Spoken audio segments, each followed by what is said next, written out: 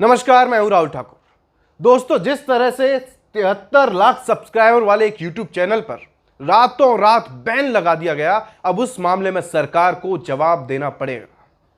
जिस तरह से बिना किसी शिकायत के, बिना किसी वार्निंग के, बिना किसी क्लैरिफिकेशन के 4 PM चैनल को ब्लॉक कर दिया गया, अब उस मामले में सरकार को देश की सबसे बड़ी अदालत को 1 हफ्ते के भीतर जवाब देना पड़ेगा और विस्तार से बताना पड़ेगा कि आखिर क्या वजह थी। क्योंकि अब तक जो सामने आया उसमें यह था कि नेशनल सिक्योरिटी और पब्लिक ऑर्डर्स को लेकर सरकार ने यूट्यूब को कार्रवाई करने के लिए कहा, जिसके बाद चैनल पर बैन लगा दिया गया, चैनल को ब्लॉक कर दिया गया। और इसके बाद जो संजय शर्मा हैं 4 PM के चीफ एडिटर, वो सुप्रीम कोर्ट पहुंचे। उनकी तरफ से वकील कपिल सिब्बल ने सुप्रीम कोर्ट में दलीलें पेश की। 2 जजों की बेंच में सुनवाई हुई। क्या कुछ हुआ, क्या कुछ दलीलें दी गई, क्या क्या कहा गया और किस तरीके से इस आदेश को मनमानी और असंवैधानिक बताया गया, इन सब पर विस्तार से आगे चर्चा करेंगे। दरअसल लाइव लॉ से खबर आई कि अब जिस तरीके से यह पूरा वाकया हुआ 29 मई को रात में, जब चैनल, जैसा संजय शर्मा ने बताया कि जब वो सुबह उठे तो उन्हें अचानक से एक मेल आया हुआ था। उसके बाद उन्होंने तमाम कोशिशें की, सूचना मंत्रालय को भेजा, यूट्यूब को मेल भेजा, लेकिन कोई जवाब नहीं दिया गया, ना ही विस्तार से कोई क्लैरिफिकेशन बताया गया कि आखिर आपको किस चीज पर आपत्ति है, क्यों आपत्ति है, किस वीडियो से दिक्कत है, और जब आप नेशनल सिक्योरिटी का हवाला दे रहे हैं तो आखिर किस वीडियो में आपको ऐसा लगा और किस थंबनेल में आपको ऐसी दिक्कत हुई। अगर दिक्कत थी तो आप शिकायत कर सकते थे, उस वीडियो को हटवा सकते थे। इस तरह की बातें लगातार बीते लगभग 1 हफ्ते से हो रही थी। लेकिन अब जब यह मामला सुप्रीम कोर्ट पहुंचा तो सुप्रीम कोर्ट ने पहली ही सुनवाई में केंद्र सरकार को नोटिस जारी कर दिया है और 1 हफ्ते में जवाब मांगा है। लाइव लॉ की खबर के मुताबिक Supreme Court issues notice to centre on plea challenging blocking of YouTube channel 4 PM news. Supreme Court ने केंद्र सरकार को यूट्यूब चैनल जो 4 PM है उसकी याचिका पर उसे ब्लॉक करने के मामले में नोटिस जारी कर दिया। खबर में कहा गया कि the supreme court on Monday 5 May issued notice to the union government on a plea filed by journalist Sanjay Sharma against the blocking of his YouTube channel 4 PM news on purported ground of national security and public order. जैसा कि दलील दी गई थी, हवाला दिया गया था कि आपने नेशनल सिक्योरिटी और पब्लिक ऑर्डर को देखते हुए हम आपके चैनल को बंद कर रहे हैं। सिर्फ इतनी बात बताई गई थी, लेकिन विस्तार से कोई क्लैरिफिकेशन नहीं था। किस चीज से आपत्ति है, किस कंटेंट से दिक्कत है, किस वीडियो से, इसका जिक्र नहीं था। जिसके बाद यह मामला सुप्रीम कोर्ट पहुंचा और सीनियर एडवोकेट कपिल सिब्बल ने संजय शर्मा की तरफ से, जो याचिकाकर्ता हैं, चीफ एडिटर हैं 4 PM चैनल के, उनकी तरफ से वो सुप्रीम कोर्ट में पेश हुए। उन्होंने जो कुछ कहा, जो दलीलें दी, वो जरा समझिए और फिर सोचिए कि आखिर क्या वजह, कैसे आनन फानन में एक चैनल पर 73 लाख सब्सक्राइबर वाले चैनल को बंद कर दिया जाता है। क्या मंशा रही होगी, क्या वजह रही होगी, ये सब धीरे धीरे इस पर काफी बात हो रही है। A bench of Justice B.R. Gavai and K.V. Viswanathan posted the matter next week। ये जो पूरी सुनवाई है, जो पूरा केस है, ये जस्टिस B.R. गवई और K.V. विश्वनाथन जो जज हैं उनकी बेंच में है। उन्होंने अगले हफ्ते अब इसमें केस में सुनवाई होगी। सुप्रीम कोर्ट में कपिल सिब्बल ने कहा कि said that no notice was issued to the petitioner prior to the blocking of the channel। कोई भी नोटिस चैनल को नहीं दिया गया ब्लॉक करने से पहले। Initially, the bench indicated that it will take the petition with a similar petition which challenged the blocking rules। तो शुरुआत में क्या हुआ कि सुप्रीम कोर्ट ने, जो बेंच है K.V. विश्वनाथन और B.R. गवई की, B.R. गवई जो अगले चीफ जस्टिस ऑफ इंडिया होंगे, उनकी बेंच ने शुरुआत में ये संकेत दिए कि जो ब्लॉक, जिस तरह से चैनल ब्लॉक करने के और भी तमाम केस जो हैं, उनके साथ ही इस पर सुनवाई कर सकते हैं। जिसके बाद however Sibal pressed the need for an interim order against the blocking of the channel। जिसके बाद सिब्बल, कपिल सिब्बल की तरफ से जिरह की गई, कहा गया, जोर दिया गया इस बात पर कि आप सबसे पहले जिस तरीके से इस चैनल को ब्लॉक किया गया है लगातार आनन फान में, रातों रात, उस पर एक अंतरिम आदेश दीजिए, ये जो ब्लॉक है उसे हटाइए। आगे उन्होंने कहा, he said that the other petition only challenge the rules whereas in the present case the petitioner was directly affected due to the blocking of his channel। Kapil Sibal ने आगे ये कहा कि जो आप कह रहे हैं कि बाकी याचिकाओं के साथ सुन लेंगे जो ब्लॉकिंग से जुड़ी है, ब्लॉकिंग को जो चुनौती दे रहे हैं चैनल्स को, उनके मामले अलग हैं। वो ये कह रहे हैं कि उनके मामले अलग हैं, वो सिर्फ जो रूल्स हैं उनको चैलेंज कर रहे हैं। लेकिन यहां पर जो याचिकाकर्ता है, जो इस मामले में संजय शर्मा है, उनका पूरे के पूरे चैनल को ब्लॉक कर दिया गया है, जिसकी वजह से काफी दिक्कत है। उन्होंने अपील की सुप्रीम कोर्ट में कि I want the blocking order to be removed, मैं चाहता हूं कि जो ब्लॉकिंग का, जो ब्लॉक करने का, जो चैनल पर बैन करने का जो आदेश है वो हटाया जाना चाहिए। The whole channel is blocked and for no reason, पूरा का पूरा चैनल ब्लॉक कर दिया गया है, लेकिन वजह का कुछ अता पता नहीं है। उनकी तरफ से यह कहा गया। आगे सिब्बल साहब ने यह भी कहा कि except the notice from the intermediary YouTube informing about the government's order to block the channel, यानी सिब्बल साहब की तरफ से कहा गया कि सिर्फ यूट्यूब की तरफ से एक नोटिस आया था कि आपके चैनल को ब्लॉक कर रहे हैं, इसके अलावा कोई नोटिस पहले नहीं आया, ना बाद में ही बताया गया है। उस नोटिस में जैसे मैंने आपको बताया कि नेशनल सिक्योरिटीज और पब्लिक ऑर्डर का हवाला दिया गया था। तो आगे उन्होंने लिखा कि दिस इज एक्स फेसिक अनकॉन्स्टिट्यूशनल, ये पूरी तरह से असंवैधानिक है, ये कपिल सिब्बल ने कहा।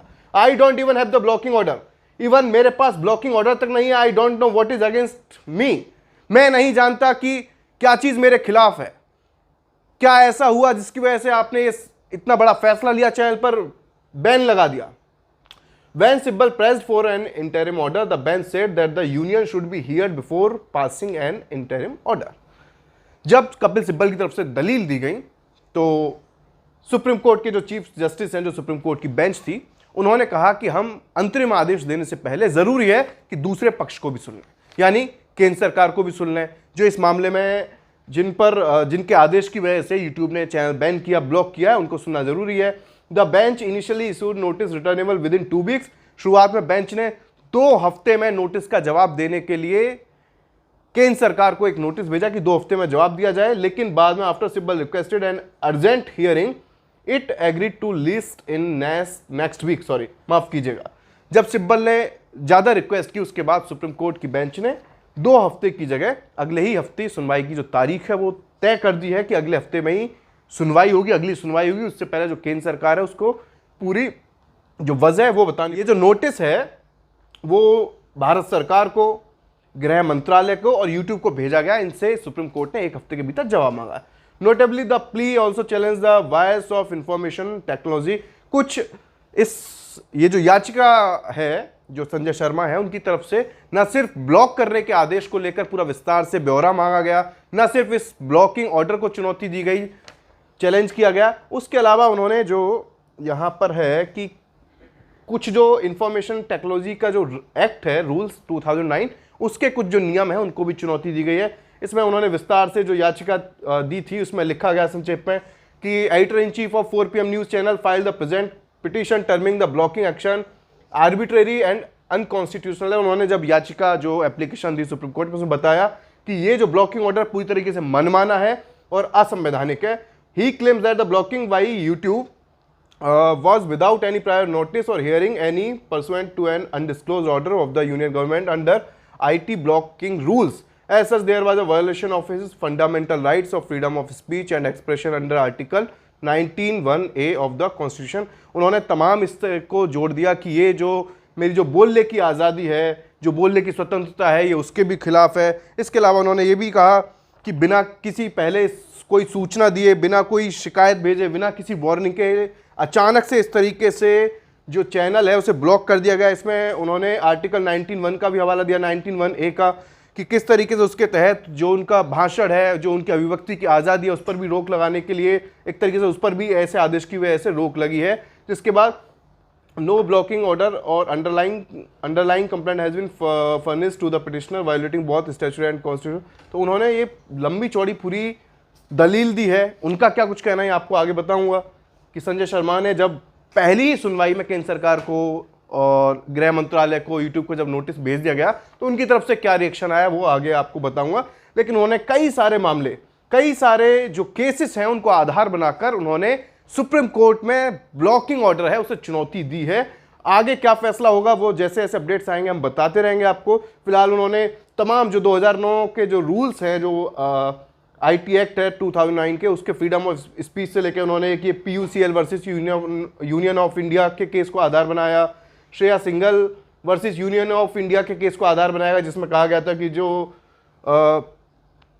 फ्रीडम ऑफ स्पीच सर्वोपरि है, इस तरीके की जो दलीलें थी।